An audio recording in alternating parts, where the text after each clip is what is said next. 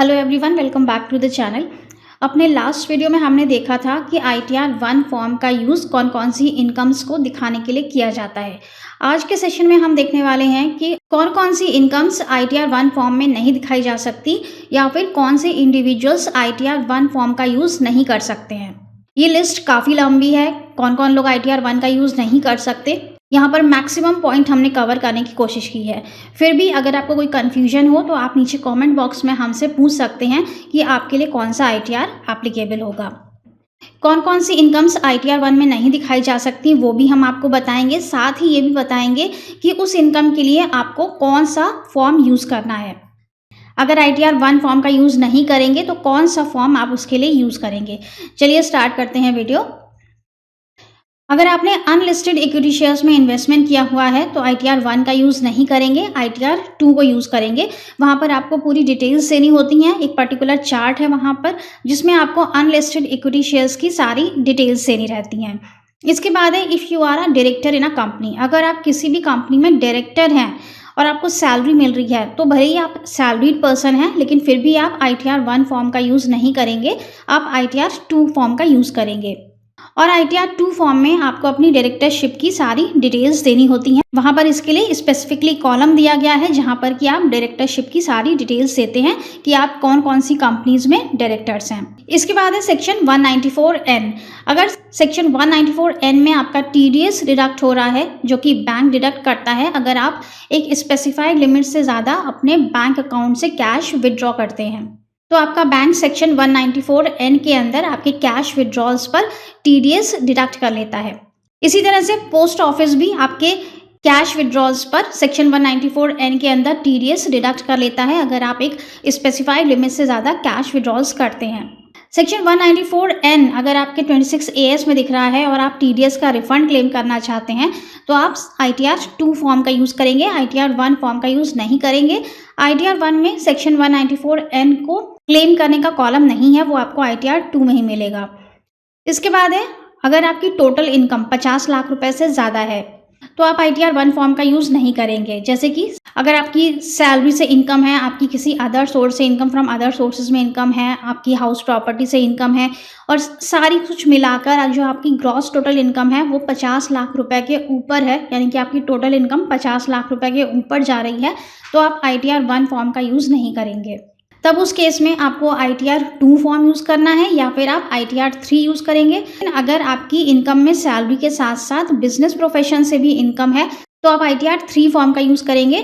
ITR 4 का भी use नहीं करेंगे क्योंकि ITR 4 में भी आप सिर्फ 50 लाख के अंदर की ही इनकम दिखा सकते हैं। इसके बाद है HUF। अगर आप हिंदू अनडिवाइडेड फैमिली का ITR फाइल कर रहे हैं तब भी आप ITR 1 यूज़ नहीं करेंगे, ITR 2 यूज़ करेंगे। इसके बाद है holding foreign assets of a foreign company. Foreign assets अगर आपने होल्ड किए हुए हैं किसी फॉरेन कंपनी के और अगर आप सिग्नेटरी हैं इन फॉरेन बैंक अकाउंट तो आप ITR 1 यूज़ नहीं करेंगे, ITR 2 फॉर्म का यूज़ करेंगे। डिपेंड करता है कि आपकी इनकम कहाँ से आ रही है। अगर सैलरी के साथ साथ आपकी बिजनेस इनकम भी है तो ITR 3 फॉर्म का यूज़ करेंगे। इसके बाद है कैपिटल गेन्स। अगर आपके कैपिटल गेन हैं या लॉस हैं सेलिंग ऑफ शेयर से, म्यूचुअल फंड से, लैंड या बिल्डिंग से, भले ही वो शॉर्ट टर्म हो या लॉन्ग टर्म हो, आप ITR 2 फॉर्म का यूज़ करेंगे।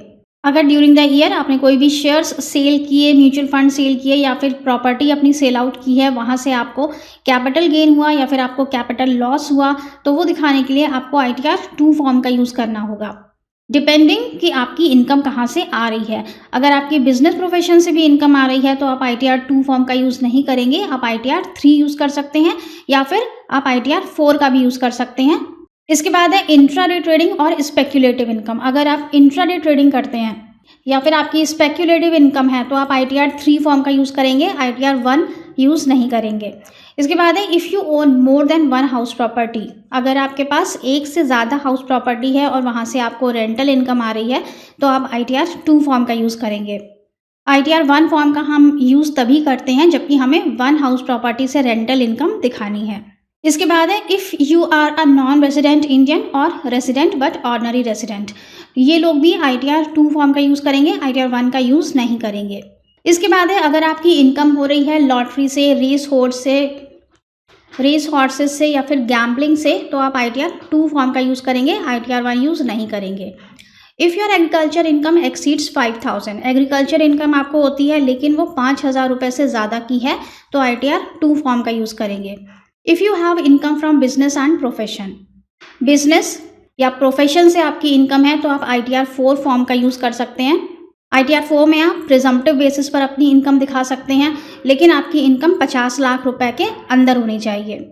यहाँ पर टर्नओवर के लिए भी लिमिट्स स्पेसिफाई की गई हैं। अगर आपका बिजनेस है तो आपका टर्नओवर 2 करोड़ रुपए के अंदर होना चाहिए, और अगर आपका प्रोफेशन है तो आपकी जो ग्रॉस रिसिट्स हैं वो 50 लाख रुपए के अंदर होनी चाहिए, तब आप ITR 4 फॉर्म का यूज़ कर सकते हैं।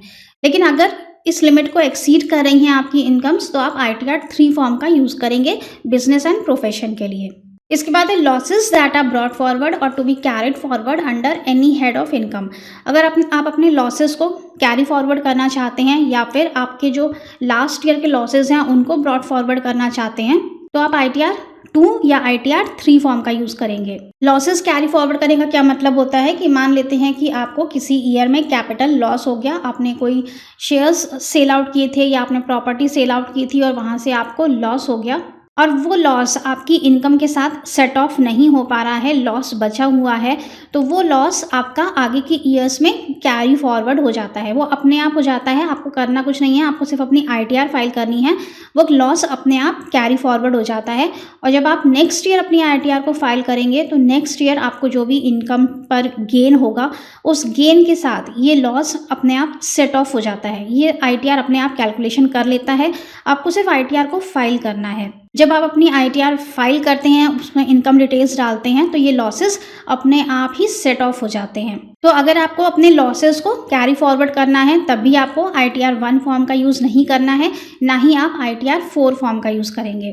इसके बाद आते हैं हमारे CSC सेंटर्स। किसी भी बैंक की अगर कॉमन सर्विस सेंटर है तो आप ITR 3 या फिर ITR 4 फॉर्म का यूज़ कर सकते हैं, डिपेंडिंग अपॉन कि आपकी इनकम कितनी है। 50 लाख रुपए से ज़्यादा की इनकम है तो ITR 3 फॉर्म का यूज़ करेंगे। इसके बाद है ट्रेडिंग इन क्रिप्टो और वर्चुअल डिजिटल असेट्स। अगर आप क्रिप्टो करेंसी में ट्रेड करते हैं या फिर वर्चुअल डिजिटल असेट्स में ट्रेड करते हैं तो आप ITR 2 या फिर ITR 3 फॉर्म का यूज़ कर सकते हैं, डिपेंडिंग अपॉन कि आपकी इनकम कहाँ से आ रही है। अगर आपकी सिर्फ सैलरी से इनकम है या फिर अगर आपकी सिर्फ क्रिप्टो से इनकम है तो आप ITR 2 फॉर्म का यूज़ कर सकते हैं। लेकिन अगर बिजनेस प्रोफेशन की भी इनकम हो रही है साथ में तो आप ITR 3 फॉर्म का यूज़ करेंगे। इसके बाद है कैपिटल गेन और loss from sale of property. ये पॉइंट हम ऑलरेडी कवर कर चुके हैं। प्रॉपर्टी से आपको अगर कैपिटल गेन या लॉस कैरी फॉरवर्ड करना है या फिर आपको दिखाना है कैपिटल गेन, उस पर टैक्स पे करना है तो आप ITR 2 फॉर्म का यूज़ करेंगे। इसके बाद एक कमीशन और professional income on which TDS has been deducted. बहुत इंपॉर्टेंट पॉइंट है। अगर आपको कमीशन इनकम दिखानी है कहीं से या फिर आपको प्रोफेशनल इनकम दिखानी है तो आप ITR 1 फॉर्म का यूज़ कर सकते हैं, लेकिन बशर्ते कि आपका TDS डिडक्ट ना हो रहा हो। अगर 26AS में TDS दिख रहा है कि सेक्शन 194H में या फिर सेक्शन 194J में आपका TDS डिडक्ट हो रहा है तो आप ITR 1 फॉर्म का यूज़ नहीं करेंगे। इस केस में आपको या तो ITR 3 फॉर्म का यूज़ करना है या फिर ITR 4 का यूज़ करना है। तो यहाँ पर जो मेन क्राइटेरिया है वो TDS का है। अगर TDS नहीं है, 26AS में TDS नहीं दिख रहा है तो आप ITR 1 फॉर्म का यूज़ कर सकते हैं। कमीशन या प्रोफेशनल इनकम को आप इनकम फ्रॉम अदर सोर्स के हेड में दिखा सकते हैं। लेकिन अगर TDS दिख गया 26AS में तो आप फिर ITR 1 में उसे नहीं दिखाएंगे, फिर ITR 3 या ITR 4 फॉर्म का यूज़ करेंगे। बहुत से लोगों की ये भी क्वेरी आती है कि अगर हमारी सैलरी इनकम भी है और अगर हमारी प्रोफेशनल इनकम भी है तो हम ITR 1 फॉर्म और ITR 4 फॉर्म दोनों को फाइल करेंगे। ऐसा नहीं है, आप लोग को सिर्फ एक ही फॉर्म यूज़ करना होता है। चाहे आप ITR 1 भरिए, चाहे 2 भरिए, चाहे 3 या 4, लेकिन आपको सिर्फ एक ही फॉर्म भरना होता है। ऐसा नहीं है कि अगर आपको सैलरी भी मिल रही है और आपका बिजनेस भी है तो आपको 2 फॉर्म भरने होंगे। एक ही फॉर्म के अंदर आपको सारी इनकम्स मिलती हैं, बस आपको यहाँ पे चूज़ करना है कि आपके लिए कौन सा फॉर्म रेलेवेंट होगा। कोई कन्फ्यूजन हो आपको कि आप कौन सा रिटर्न फाइल करेंगे तो आप हमसे नीचे कमेंट बॉक्स में पूछ सकते हैं कि कौन सा रिटर्न फॉर्म आपके केस में एप्लीकेबल होगा। So thank you so much for watching this video. आज के वीडियो में इतना ही, मिलेंगे नेक्स्ट वीडियो में। Till then stay safe and healthy. Bye bye.